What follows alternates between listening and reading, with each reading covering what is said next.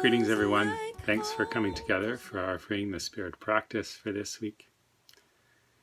As we approach the end of January here, the heart of winter is upon us. And so typically in my life, the heart of winter can feel a bit heavy. It's that long space between the holidays and springtime and renewal in spring that can sometimes be difficult to create light and find light in. And so we're talking today about the theme of refuge. I wanted to read you a little story. It's just a reflection by Thich Nhat Hanh, one of the great meditation teachers of the world. Thich Nhat Hanh is in his 90s now, and this was a reflection he wrote a few years ago, about 8 years ago. And it was in response to a question about what happens when a time in our life arises where things seem crazy. And in this time of our lives with the pandemic and changes in the world, in particular with our neighbors in the South, the political climate, the social climate can feel uneasy so many days. And so that can be challenging. And so what do we do with that? And Thich Nhat Hanh writes this. He says, "There's a practice called taking refuge. We all want to feel safe and protected. You want to feel calm. And if we don't learn how to take refuge, we lose our sense of peace, our sense of safety. We lose our calm. And we will suffer. And when others see us suffer, they can suffer too. And so we have to practice taking refuge." I'll get back to that in a moment. When we talk about taking refuge, we talk about immersing ourselves in a practice that brings us calm, brings us peace, nurtures our spirit. It can be something like prayer or meditation. It can also be something simpler like taking time for a hot cup of tea or practicing an instrument or an art form. It can be something as simple as a routine in making our bed a certain way, about folding clothes in a particular way. It can mean something simple like practicing a gentle face massage, tending to our hair for those of you who are blessed with it. There are lots of ways we can take refuge, and often we'll think of these ways when we repeat them in our daily lives as rituals. When they have cultural or spiritual qualities to them, we might call them customs. But in the end, it's the qualities of these practices that make us feel grounded, make us feel calm and peaceful, make us feel connected to our sense of self and who we are in the world.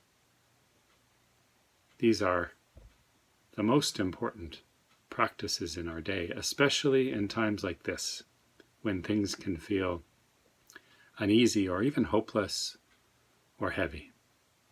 Thich Nhat Hanh goes on to say, when we practice like this with rituals, when we take refuge, we become an island of peace, of compassion.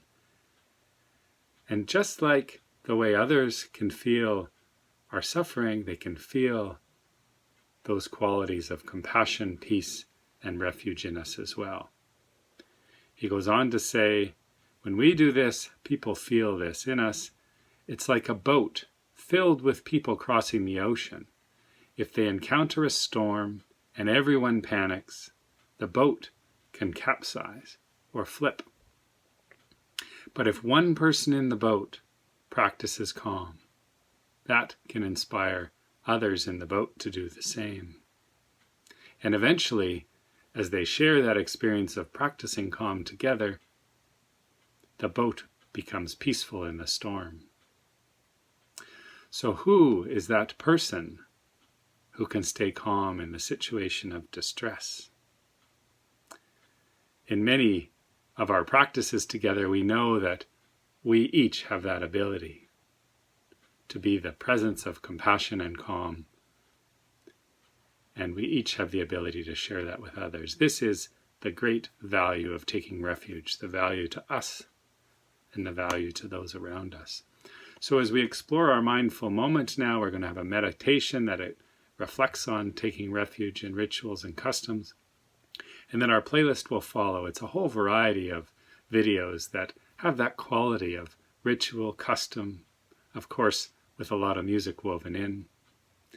There'll be a poem that opens the playlist, and I encourage you to sit back, breathe, and reflect on the words, and then, of course, enjoy everything that follows in the playlist.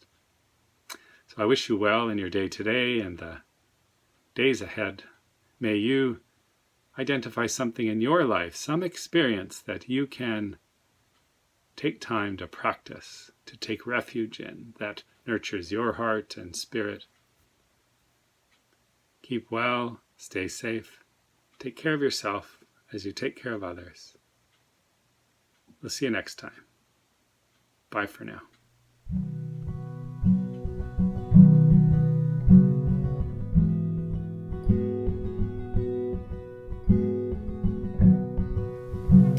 Hello everyone, and thank you for joining me for this week's Freeing the Spirit experience. This week we are exploring customs and rituals. What are some daily or weekly rituals that we might do to strengthen our connection to our sense of self? So with that, let's begin. I invite you to gently close your eyes or lower your gaze. You can settle into a comfortable position. You can relax your jaw, relax your neck, and relax your shoulders. If it feels okay for you, take a calm, full breath in through your nose. And calmly breathe out through your mouth. If your mind feels busy or your body feels restless, know that we all experience this at times.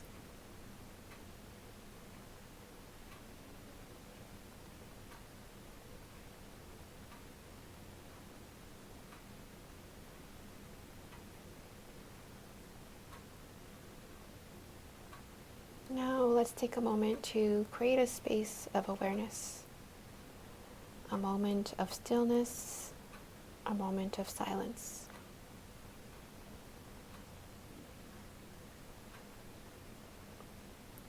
A moment to simply be aware of your surroundings, your thoughts, and your feelings.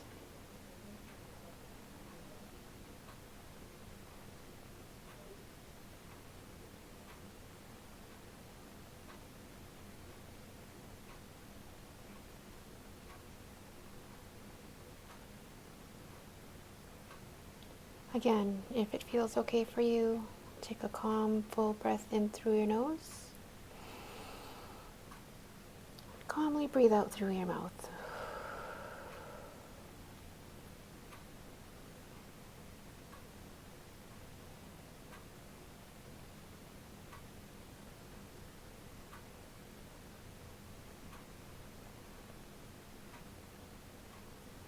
And if you had your eyes closed, you can open them now.